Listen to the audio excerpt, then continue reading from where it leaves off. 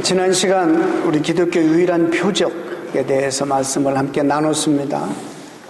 다른 종교에 없는 기독교에만 있는 독특한 그런 표적이 있다면 그리스도의 십자가와 부활이다. 그리고 십자가와 부활을 믿는 우리들은 그 십자가 정신으로 살아야 된다. 어려운 말 같지만 쉬운 말입니다. 쉬운 말로 더 말하면 우리 그리스도를 믿는 십자가와 부활 사건을 참여한 우리들은 이기적으로 살지 말고 이타적으로 살아야 된다. 이런 말입니다. 그게 십자가 정신입니다. 근데 오늘날 교회들이 또 교인들이 너무나 이기적으로, 그래서 세상 사람들이 저희 교회 왔다가도 성경 공부할 때 중도에 그만둔 분이 한 분 계셔요. 그래서 제가 아픈 마음으로 여쭙더니 자기가 해결되지 못하는 게 하나 있는데, 주변에 그리스도인들이 밖에서는 나쁜 짓 다 하고 아주 그냥 얕고 이기적이고 손해 안 보고 나쁜 짓 다 하고 교회 와서 회개만 하면 다 되는 것으로, 이런 자기에게 비춰지는 그리스도의 모습이 자기를 너무 힘들게 한다. 그래서 아직 자기가 준비가 안 됐다. 그래서 성경 공부를 줄합한 일이 있습니다. 여러분, 마이클 호턴이라는 사람이 제가 요즘 읽고 있는 책 중에 하나입니다만 Christless Christianity라는 책입니다. 이게 한국말로 번역한다면 이것은 그리스도가 없는 기독교. 이게 어떻게 가능하겠습니까? 그런데 오늘날 십자가 이야기하고 부활도 이야기하고 그리스도를 이야기하지만 실제로 그리스도가 없는 교회들이 많이 있다. 이런 이야기를 하고 있습니다. 유명한 학자이면서 또 참 목사님이신데, 그리고 이가 이렇게 말해요. 오늘날 신자들은 회심할 때, 처음에 개종할 때만 그 순간에만 그리스도의 십자가와 부활을 필요로 하고 붙잡고 그 이후에는 크게 필요하게 생각하지 않는다. 그래서 자기 삶의 무대에서 십자가는 이제 제쳐둬 버리고 소홀하게 여겨버리고 자기가 그 삶의 무대의 중심에 서 있든지 아니면 어떤 다른 것들을 중심에 놓는 경향이 있다. 이렇게 지적하고 있습니다. 그가 북미주의 학자이기 때문에 북미 교회들을 좀 비판하면서, 북미 교회들은 기독교 십자가의 신앙과 신조보다는 자기들이 만든 그런 성공, 아메리칸주의를 신조로 생각하고 살아가고 있는 사람들이다. 그래서 경고합니다. 이 시대의 그리스도인들에게 영적으로 우리를 죽이는 것은 사실 이단보다도 하나님을 부인하지는 않지만 아주 사소한 분으로 취급하는 어리석음에 있다. 그 하나님을 예배하고 즐거워하기보다는 우리의 인생의 성공 수단으로 도구화해버리고, 그리고 신앙생활을 프로그램처럼 활용하는 데 우리의 비극이 있다. 이렇게 경고하고 있습니다. 여러분, 수년 전입니다. 이 세상에서 발간한 뉴스위크 아시죠? 뉴스위크, 유명한 뉴스위크지에서 종교란 편에서 어떤 기사가 실렸냐면, 북미의 개신교회는 자신의 영적인 목표들에 맞지 않는 것은 다 흘려버리는 마치 시장에 골라잡아의 기독교를 발전시켰다. 골라잡는 이런 환경 속에서 많은 미국인들은 한 교회에서 다른 교회로 이동하고, 또 오늘은 이 교회, 내일은 저 교회, 마치 꿀벌들이 그렇듯이 이들 대부분은 그저 붕붕거리며 허공에 머물러 있다. 이렇게 뉴스위키지에서 지적하고 있습니다. 이 시대는 어떤 공적 진리보다도 개인적인 경험을 강조하는 포스트 모더니즘 시대입니다. 포스트 모던 시대. 여러분, 공적 진리, 이거는요, 내가 개인적으로 체험되든지 안 되든지, 이해가 되든지 안 하든지, 이것은 여러분이 믿든지 안 믿든지 하나님의 말씀입니다. 근데 어느 시대보다도 이것이 나에게 체험되지 않으면 이것을 부인해버리는 그런 시대에 우리가 살아가고 있다는 것입니다. 아무리 십자가 사건이 위대하고 부활 사건이 아무리 우리에게 생명을 가져다 줘도 사실 어떤 면에서는 옳은 체험일 수 있어요. 이게 나에게 체험되지 않으면 아무런 의미가 없는, 그러나 여러분이 믿든 말든 하나님의 말씀을 하나님의 말씀 아닌 것으로 여러분이 변경할 수가 없는 것입니다. 근데 이렇게 공적 진리나 지식보다는 개인적인 경험을 강조하는 이 시대에 우리가 살아가고 있습니다. 또 절대적인 것보다, 변함이 없는 하나님의 말씀, 절대적인 어떤 원리보다는 선택 가능한 것들을 선호한다는 것입니다. 내가 선택할 수 있는 것, 진리보다는 개인의 기호에 기울어진다는 것입니다. 신앙생활도 우리의 조건에 맞아야지, 그렇지 않으면 단호히 거부한다는 이 시대의 시대상입니다. 성경의 가르침이 더 이상 오늘 살아가는 성도들의 삶에 큰 의미를 부여하지 못하고 오히려 세상의 삶이, 우리 주변의 환경이, 내가 경험하는 이 모든 것들이 신앙생활을 하면서도 이런 그 환경이 내 신앙생활의 신조와 의미와 중요성을 결정해버리는 그런 시대가 되어버렸어요. 참 가슴 아픈 이야기입니다. 그런데 사실 이게 현실이고, 우리 또 실제적으로 고백은 그렇게 않지만 실제 삶을 들여다보면 많은 경우에 그렇습니다. 절대적 원리를 의지하면 갑자기 그 사람이 비현실적인 사람이 되고 마는 거예요. 그래서 오직 자신만을 믿으라고 합니다. 세상 사람들. 우리 교회에서도 그런 얘기를 많이 합니다.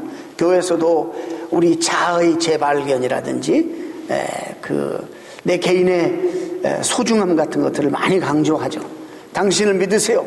당신만이 그 어떤 순간 어떤 환경에서든지 무엇이 옳은지 그른지 혹은 무엇이 최선인지 아닌지를 알 수 있는, 선택할 수 있는 사람입니다. 그러니 목표를 설정하고 열심히 매진하십시오. 달성하세요. 그리고 삶을 즐기세요. 건강도 챙기시면서 당신의 인생의 목적을 발견하고 힘차게 전진하세요.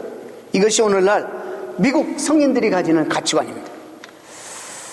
이런 세상에서 교회가, 여러분 보세요, 세상을 따라갈 것이냐, 세상을 주도해 갈 것이냐, 하나님의 말씀으로 이 세상을 변화시킬 것이냐, 세상을 따라가실 것이냐, 이 기로에 교회들이 오늘날 서 있는 것입니다. 여러분, 우리가 한 가지 중요한 진리 하나를 잊어서는 안 됩니다.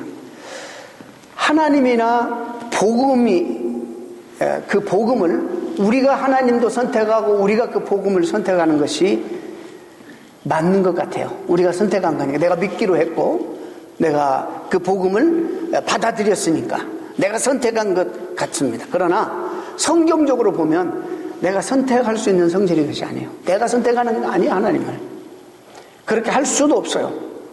하나님 편에서 그분 자신이, 그분이 우리를 불쌍히 여기서 우리를 사랑하셔서 그분 편에서 우리에게 오셔야지 시작되는 것이 신앙생활이에요. 이것이 기독교예요. 그분이 우리에게 오지 않으면 안 되는 거예요. 자리에 나와 있지만 그분이 우리에게 은혜 주시고 우리 심령에 들어오시고 그분이 우리에게 오시지 않으면 안 되는 거예요. 주님이 분명히 요한복음에서도 그런 말씀하셨어요. 너희가 나를 택한 것이 아니요 내가 너희를 택하여 세웠다. 하나님 말씀입니다. 너희가 나를 택한 것이 아니라 내가 너희를 택하여 세웠다. 이런 말씀을 하십니다.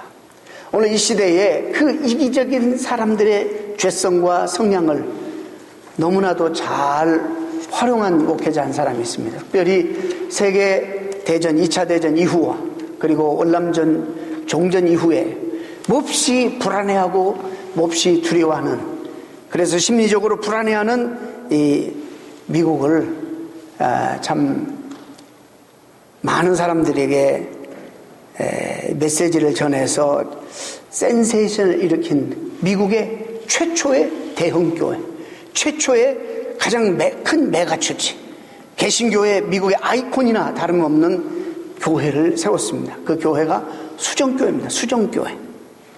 그런데요, 수년 전 충격적인 이야기가 전해졌는데 이 수정교회가 파산되었습니다.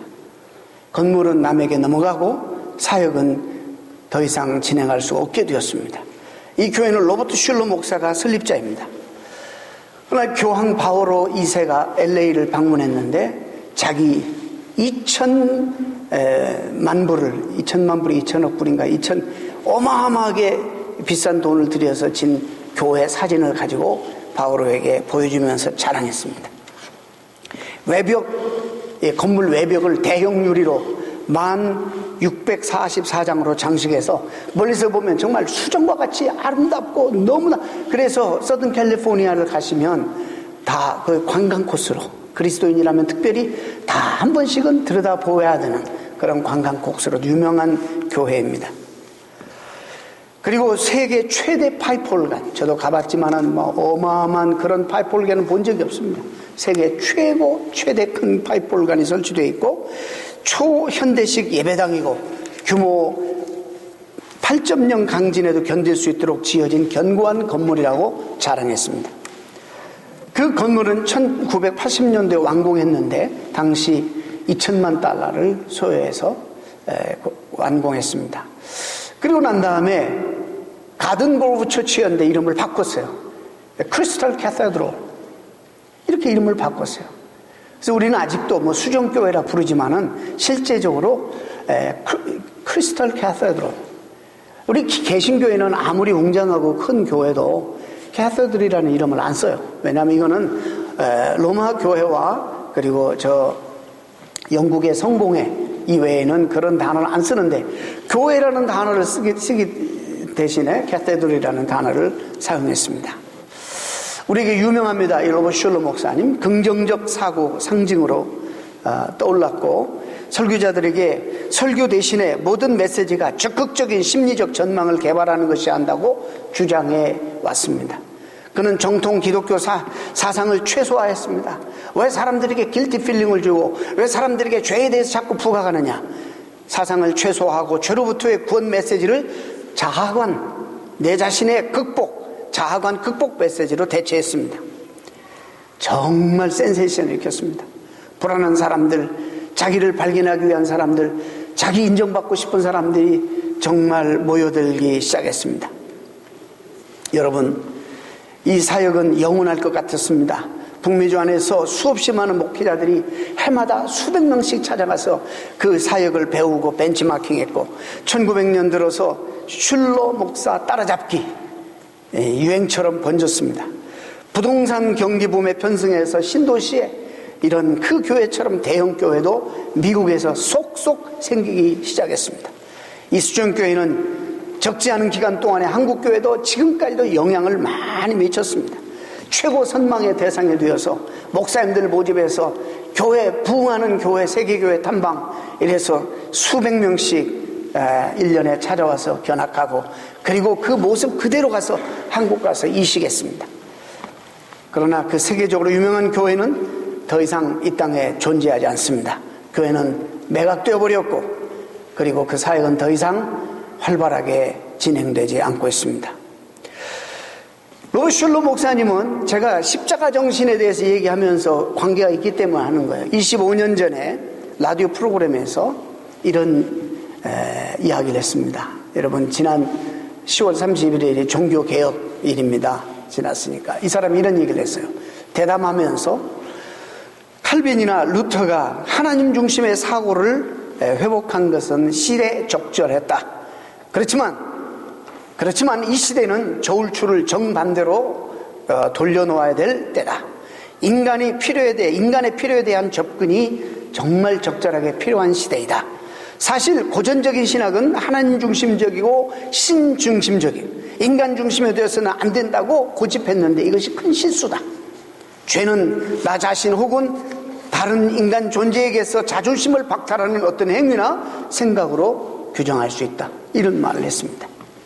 지옥이 따로 있는 것이 아니라 하나님으로부터 분리되면 자연스럽게 나오는 자존감의 상실이 바로 지옥이다. 지옥에는 자존감을 잃은 사람들이 들어가는 것이다. 이렇게 말했습니다. 대담자가 이분도 목사님이기 때문에 즉각적으로 한 패시지를 성경 구절을 딱 깨닫고 지적합니다. 그러면 이 말씀은 어떻게 해석합니까? 디모데후서 3장 말씀입니다. 너는 이것을 알라. 말세에 고통하는 때가 이르러 사람들이 자기를 사랑하고 돈을 사랑하고 자랑하며 교만하며 비방하며 부모를 거역하며 감사하지 아니하며 거룩하지 아니하며 무정하며 원통함을 풀지 아니하며 모함하며 절제하지 못하며 사나우며 선한 것을 좋아하지 아니하며 배신하며 조급하며 자만하며 쾌락 사랑하기를 하나님 사랑하는 것보다 더하며 경건의 모양은 있지만 경건의 능력은 부인하는 자니 이 같은 자에게서 너희는 돌아서라. 이 말씀을 어떻게 해석하시겠습니까? 로버트 슐러 목사님은 저는 그 설교로 설교하지도 않습니다. 그 본문으로 당분간 설교 않기를 바랍니다.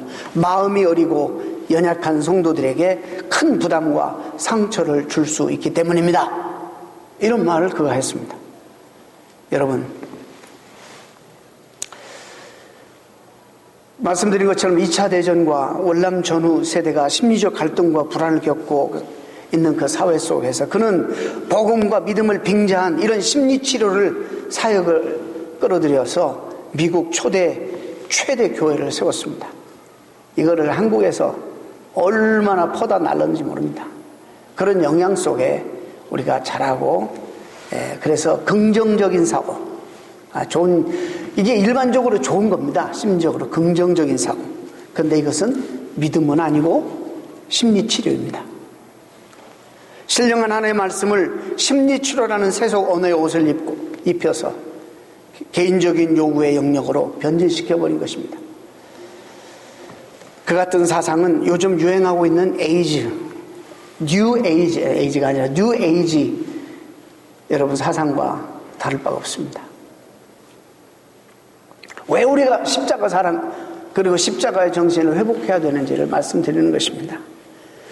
교회와 신앙의 생명력은 어떤 문화적 욕구를 채우는 일이라든지 어떤 심리적 방법으로 감정을 다스리는 일로 결코 그 생명력이 유지되는 것이 아닙니다. 그런 사상과 방법은 일시적으로 우리에게 만족감과 충족감을 줄 수 있고 관심을 집중시킬 수 있지만은 그것을 통해서 생명이 유지되거나 회복되지는 않습니다. 그런데도 불구하고 오늘날 소위 믿는 성도라 자처하는 많은 사람들이 그런 방법과 열정이 곧 복음인 것처럼 착각하는 심각한 문제를 가지고 있어서 보통 걱정이 아니라는 것입니다. 여러분, 이 시대만큼 개인적인 가치와 인권이 최고로 강조된 시대는 없었습니다. 요즘 많은 그 미국 교단이 이 동성연애를 합법화하고 있습니다. 물론 대부분에서 이 나라도 합법화를 해버렸습니다. 사람들 한 개인의 인격이, 한 개인의 그 인권이 하나님 말씀보다 더 소중하게 부각되는 이 시대입니다. 여러분, 정신 차려야 됩니다. 내가 예수 믿어서 나만 천당 간다. 이건 엄밀한 의미에서 복음이라고 말할 수 있겠는가? 말한다면 그래도 복음이라고 말한다면 철저한 인본주의 복음이라 말할 수 있습니다. 신본주의 복음은 하나님께서 저와 여러분을 부르셔서 이렇게 축복을 하신 것은 그 핵심이 어디 있느냐? 우리만 복받게 하기 위해서가 아니라 제가 15주 동안 계속 말씀드렸습니다. 우리를 통해서 세계 열방을 다 부르시고 모든 피조세계를 회복시키려고 하시는 하나님의 관심이 있기 때문입니다. 그래서 한마디로 우리가 신앙생활하면서 평생 나 때문에 옆에 있는 사람들이 복을 받아야지 이게 신앙생활을 하는 거예요. 이런 십자가 정신이에요, 이게. 그래서 여러분, 성경에 그렇게 말하는 거예요. 많은 사람이 가는 넓은 길보다 좁고 협잡하지만은 이 십자가 정신을 가지고 살아가는 생명의 길을 선택하라고 우리 주님 우리에게 말씀하십니다. 자, 오늘 이 본문이 이 사실을 너무나도 잘 또 보여주는 이 사실, 이 설교를 가지고 제가 2년 반 전에 한번 설교한 적이 있습니다. 여러분, 오늘 이 누가복음 24장과 그리고 그 복음을 정확하게 이해한 사람이 누구냐면 사도 바울이에요. 그래서 사도행전 26장에 예수님과 동일한 이해를 가지고 그가 고백하는, 변증하는 그 모습을 우리가 함께 읽었습니다. 여러분, 복음서는 예수님의 전기일 수 있습니다. 그러나 전기라기보다는 성부 하나님이 성자 예수님을 통해서 행하시는 일, 무슨 일 때문에, 그러니까 지금 구약에서 계속 이야기하고 오셨던 비전과 꿈과 모든 약속들이 예수님 그분에게 집중되어 있습니다. 그런데 예수님의 생애 33년 사셨는데 특별히 복음서에 보면 30년의 생애보다도 마지막에 공생의 3년에 집중하고 그 가운데서도 십자가를 지시기 바로 직전에 집중하고 있는 것을 우리가 보게 될 때에 주님의 삶의 클라이막스라고 할 수 있는 고난과 십자가 그리고 부활 사건을 복음서에서 가장 많이 다루고 있습니다. 십자가를 통해서 구원 사역을 이루시고 부활을 통해서 우리에게 영원한 생명의 부활의 소망을 주셨습니다. 자, 그리고 그 이후에는 무언가? 분명 주님이 십자가상에서 내가 다 이루었다. 테텔레스타이, 내가 다 이루었다. It is finished. 주님이 그렇게 선언하셨습니다. 구약에 있는 모든 의식과 율법과 요구와 이 모든 것들을 주님이 다 이루셨다. 이 죽음을 통해서, 삶을 통해서 이루셨지만 이제 죽음을 통해서 완벽하게 이루신 것입니다. 자, 그런데요, 그리고 사흘 만에 죽으셨다가 부활하셨습니다. 왜 십자가만 있고 십자가만 충분한데 왜 부활까지 있느냐? 너무너무 이게 부활이 우리에게 중요합니다. 나중에 또 기회가 있으면 이게 함께 가야 되는 것임을 제가 말씀을 드리겠습니다. 죄 용서받음만 있지 내가 다시 산다는 소망이 없으면 우리 생명의 종교라고 말할 수가 없는 것입니다. 자, 근데 그 사건은요, 2000년 전에 저 시공간을 초월해서 2000년 전에 팔레스타인에서 일어났던 그런 사건인데 오늘날 살고 있는 우리와 무슨 관계가 있는가? 오늘 본문에서 그 답을 주고 있습니다. 여러분, 오늘 이 본문은요, 성경 전체 일관된, 창세기부터 계시록까지 하나님이 주시는 일관된 하나님의 가르침을 보여주는 대표적인 말씀 가운데 하나입니다. 이정표 같은 말씀이에요. 부활하신 주님께서, 즉 성경을 기록하신 저자이신 하나님께서 친히 본인이 쓰신 본인의 저작물에 대해서 지금 해석을 달아주시는 것입니다. 이 방대한 계시를 주신 하나님은 이 계시를 통해서 무엇을 우리에게 보여주시기를 원하시는가? 무슨 말씀을 하려고 하시는가? 자, 하나님 말씀하십니다. 자, 오늘 본문에 가보면 내가 너희와 함께 있을 때에, 지금 제자들 앞에 두고 내가 너희와 함께 있을 때에, 이 말은 3년 동안 내가 너희와 함께 있을 때에란 말이죠.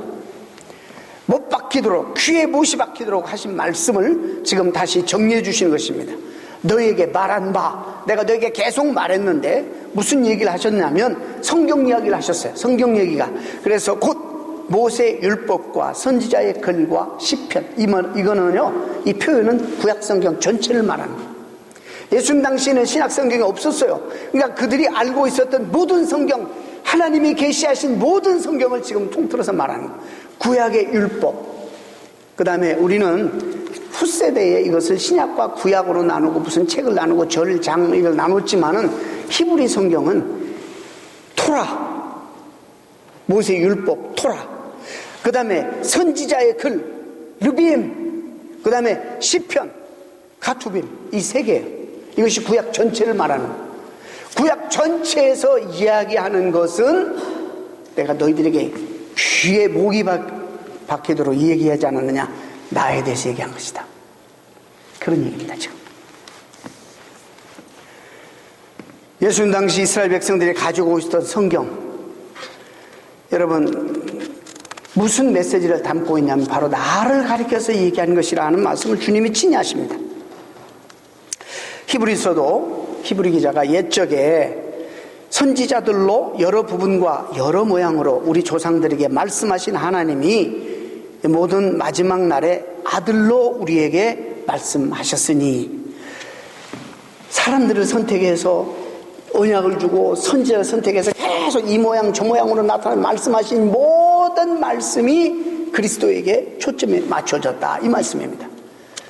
그 가운데서도 어디에 초점 맞춰요? 그리스도가 이 땅에 오셔서 인간의 몸을 입고 이 땅에 오셔서 이루실 구원사역, 특히 십자가와 부활 사건으로 집중되어 있다, 이 말입니다. 그러니까 더 이상 그림자는 필요 없다. 상징도 필요 없다. 구약의 수많은 절기법과 의전들과 모든 상징들은 바로 그림자였지 본체 그리스도를 가리키는 것이었다 라고 말씀합니다. 좀 더 구체적으로 뭘, 그리스도의 무엇? 십자가와 부활입니다. 여러분, 우리가 성경을 읽을 때 기도해야 됩니다. 왜냐하면 이게 소설 읽듯이 읽으면 안 돼요, 성경을. 이 예수님의 제자들이 여기 있잖아요. 그런데 예수님이 너희들이 성경을 전혀 알지 못하는구나, 이렇게 말씀하시는 거예요. 왜 몰라요? 이들이 성경을 어릴 때부터 하나님 말씀 듣고 자라고. 여러분, 우리는 지금 인사로 활자 돼가지고 성경이 우리에게 주어져 있지만 이 당시에는 여러분 성경을 소지할 수가 없었습니다. 그러면 하나님 말씀을 안다는 것은 이것을 암기한다는 의미예요. 얼마나 많이 알겠어요? 무슨 말씀 툭 튀어나오고 툭 튀어나오고. 하나님 말씀에 대해서 이들은 정말 해박한 지식을 가지고 있었어요. 지식적으로. 하나님이 비로소 그들의 눈을 열자 비로소 그들이 깨닫게 되었다. 그래서 이것을 하나님의 성령의 은혜가, 성령의 감동으로 기록되었기 때문에, 은혜가 없으면 우리는 우리의 시각으로 보는 거예요. 하나님의 시각으로 못 보고. 그래서 우리는 기도해야 돼요. 겸손히 기도해야 돼요. 예수님이 제자들의 마음의 문을 열어 성경을 깨닫게 하셨다는 말씀이 나오죠. 그래서 우리도 정말 성경 읽을 때마다 깨닫게 해달라고 그렇게 기도해야 됩니다. 자, 그 가운데 이같이 그리스도가 고난을 받고, 지금 주님 말씀하시는 거예요. 예수님에 대해서 가리키는데 그 가운데 특별히 그리스도가 고난을 받고, 이게 십자가를 말하는 거예요. 그 다음에 부활. 자, 십자가가 무엇입니까? 십자가 여러분 잘 아시죠? 하나님의 공의와 하나님의 사랑이 만나는 바로 그 장소가, 논리로는, 우리의 인간적인 논리로는 양립이 불가능한 것 같은 그런 건데, 하나님의 사랑과 공의를 완벽하게 만족시키는 인류 구원의 하나님의 절묘한 해법이 십자가입니다. 하나님은 우리를 다 사랑하십니다. 그러나 우리가 안고 있는 죄는 하나님이 결단코 그 속성상 거룩하시고 의로우신 분이기 때문에 용납하실 수 없는 하나님, 사랑하시지만 우리가 품고 있는 뗄 수 없는 이 죄에 대한 문제를, 이것이 어떻게 우리가 해결할 수 없잖아요. 하나님의 딜레마예요. 그래서 이 문제를 해결하기 위해서 하나님이 인간의 몸을 입고 이 땅에 오셔서 그 문제를 해결하기 위해서 자기가 우리 대신에 돌아가신 거예요. 그 죄값을 치르신 거예요. 그래서 하나님의 의와 그 다음에 하나님의 사랑이 만나는, 완벽하게 일치하는, 만족시키는 하나님의 놀라운 신비스러운 해법이에요. 많은 사람들이 오해하죠. 하나님이 세상을 사랑하셨다면 있어도 모든 거 없는 것처럼 취급해버리고 그냥 용서해버리고 그냥 아무것도 없는 것처럼 해버리면 될 텐데, 왜 피를 흘려서 쾌락을 얻는 이상한 사람처럼 변태적으로 하나님은 왜 피를 그렇게 흘리시기를 좋아하시는 거예요? 왜 그리스도를 죽여야만 했는가? 그냥 용서하면 안 되는 일이었는가? 근데 우리 생각이에요. 우리 생각. 하나님은요, 죄의 싹은 사망이다. 하나님 말씀하셨어. 말씀하시고 말씀은 천지가 무너져도 이루어져야 되는 하나님 말씀이에요. 하나님 속성상. 하나님의 공에 대한 심각한 오해가 우리에게 있기 때문에, 우리의 차원에서 하나님을 이해하기 때문에 그런 오해를 하는 것입니다. 하나님의 사랑과 공의는 뗄래야 뗄 수 없는 동전의 양면 같은 바로 그런 것입니다. 우리의 논리의 약점은 이런 데 있습니다. 옛날에도 한번 예를 들은 것 같습니다만, 우리 한국인의 우리 편만 돼주면 무조건 용서가 돼버리는, 우리 편만 돼버리면 무조건 용서가 되는, 이유 없이, 그게 정의롭든지 아니든지, 모래시계 박태수 편만 되면 무조건 용서가 되는, 잘못한 거 하나도 없게 되는 그놈의 정 때문에. 실제로 어떤 사람에게 잘못해서 피해를 엄청 입혔는데, 근데 우리 편인 이것을 아주 너그럽게 봐주고 이해를 합니다. 아무것도 없는 것처럼 용서해 줍니다. 그러나 피해를 입은 당사자 입장에서는 피눈물 나는 사건입니다. 우리가 성경적인 공의와 사랑을 잘 이해를 해야 됩니다. 하나님이 우리를 거저 사랑한 게 아닙니다. 또 하나님이 우리에게 사랑하라 했을 때 어떤 사랑을 해야 될 것인지 우리 알아야 되는 거예요. 하나님에게 만약에 공의가 없으면 하나님 악한 신입니다. 하나님 사랑을 내세워서 공의를 무시하고 거부하는 가장 악한 일입니다. 우리말로 우리끼리 봐주자. 우리끼리니까 봐주자. 하나님은 절대 그럴 수가 없는 분입니다. 하나님이 세상을 사랑하셔서 독생자를 주시기까지 사랑하시지만 동시에 죄를 넘기실 수 없으셔서 그 아들을 죽일 수밖에 없는 하나님, 거룩하시고 의로운 그분의 속성 때문에 절대 죄를 눈감아 주실 수 없는 하나님, 죄의 싹은 사망이라고 하셨고 피 흘림이 없이는 죄사함을 얻을 수 없다고 하셨기에 그 하나님의 사랑과 그 하나님의 공의를 만족시키기 위해서는 바로 십자가뿐이었습니다. 이것이 하나님이 그분 안에서 독특하게 만드신 완벽한 그런 해법이고 완전한 통합입니다. 그러고 난 다음에 지난 시간에 말씀하셨죠. 우리에게 너희가 나를 따르려면 너희 십자가를 지고 나를 쫓으라. 무슨 말씀일까요? 우리가 이제 십자가를 지고 주님을 쫓아야 되는데 그리스도인의 십자가 정신의 삶은 뭐냐면 한마디로 오늘 이 말씀과 연관해서 사랑과 공의가 완벽해지는 삶으로 은혜와 진리가 완벽하게 조화를 이루는 삶이 신앙생활의 목표가 되게 하라 이 말이에요. 잘못했는데 우리 교인이라 다 용납이 돼버리고 죄를 지은 그런 게 아니라 우리 신앙생활의 목표는 바로 이 사랑과 공의가 완벽해지는 삶으로 가야 된다는 거예요. 은혜와 진리가 그래도 함께 갈 수 조화롭게 완벽하게 조화를 이루는 삶이 되도록 노력해라 이 말이에요. 여러분, 은혜와 진리, 사랑과 이 정의, 의가 절대로 서로가 상호 배타적인 개념이 아니라 통합적인 개념이라는 걸 여러분 아셔야 돼요. 우리 문화에서는 상상할 수 없는 기독교 하나님 성경 안에서만 이것이 가능한 거예요. 진리가 없으면 은혜가 아니고 은혜가 없으면 진리가 아닙니다. 우리가 피차 서로 사랑해야 됩니다. 피차 사랑해야 되는데 그러면서 서로 진리를 서로 요구하는 관계가 되어야 한다는 것입니다. 이것이 바로 십자가 정신이고 십자가 도입니다. 자, 부활은 뭘까요? 부활은 여러분 다 아시겠지만 십자가가 아무리 위대해도 부활이 없으면 의미가 없죠. 그래서 부활은 고린도서 15장에서 주님이 부활하지 않았다면 주님의 죽음은 헛된 죽음이게 되고 우리의 믿음도 헛것이라. 우리 구원 사역에 있어서 그리스도의 십자가가 소극적인 사역이었다면 측면이라면 부활은 적극적인 측면이라 말할 수 있습니다. 그래서 로마서 4장에 바울은 말하기를 그리스도는 우리의 범죄함을 인하여 내어주고 범죄함을 죄를 위해서 내어주고 구원은 우리의 영원한 형벌을 면제해 준 뿐만 아니라 의롭다 하심을 위하여 살아나셨네. 우리를 의롭다 하시고 우리를 살려주시기 위해서 생명을 주시기 위해서 주님이 친히 먼저 살아나시고 부활의 첫 열매가 되셨습니다. 자, 이제 오늘 말씀의 끝부분입니다. 자, 여기 십자가 부활까지 들었습니다. 우리에게 큰 지난 시간에 2년 전에 설교했는데 여러분 혹시 아실지 모르겠습니다만 큰 오해 중에 하나가 있어요. 육체적으로 주님이 십자가와 부활을 다 완성하시고 하늘로 승천하신 다음에 주님의 사역이 끝난 것 같아요. 그런데 구약에서 바로 이 십자가와 부활과 그 다음에 또 한 가지를 같은 위치에서 이 세 가지를 함께 복음이라고 말한다는 거예요. 구약에서. 그게 뭐냐면 우리가 복음 증거하는 증인의 삶을.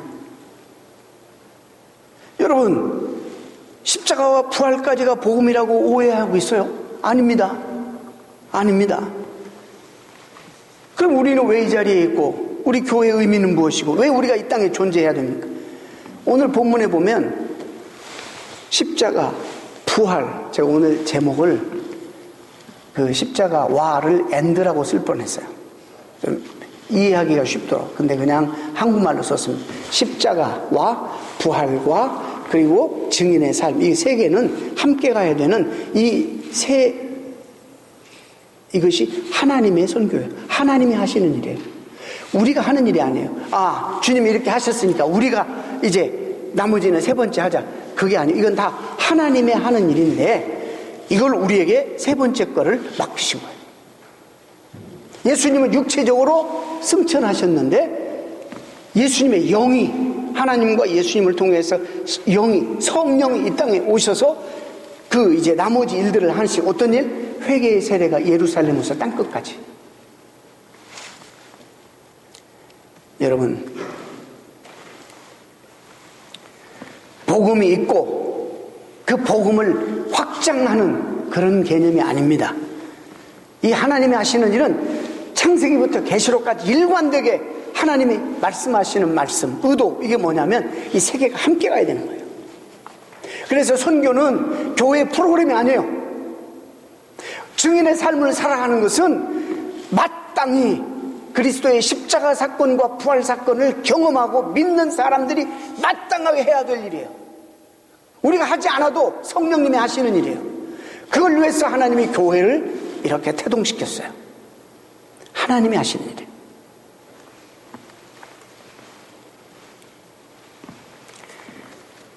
우리가 이 땅에서 하루라도 더 살아야 될 이유가 여기에 있는 것입니다. 우리가 그리스도인으로서 이 땅에 살아가는 정체성이 있다면 바로 여기에 있는 것이죠. 성령님이 오신 가장 큰 이유가 바로 여기에 있는 것입니다. 여러분, 신약의 지상명령 그레이트 커미션 마태복음 28장 19절 이하의 말씀, 새로운 것이 아닙니다.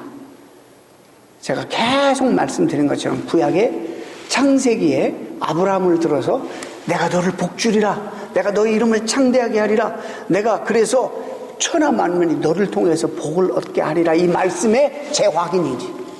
어느 날 갑자기 구약을 끝났으니까 새 시대가 와서 예수님이 새로운 말씀을, 전혀 관계없는 말씀을 하신 것이 아니라 I will bless you so that you will be a blessing. 응? 내가 너를 복주는 이유는 다른 사람이 복이 되게 하기 위해서. 우리 주님이 십자가를 지고 부활을 사건을 통해서 우리를 구원하신 이유는 다른 사람들이 이런 구원을 다시 체험하고 받게 하기 위해서.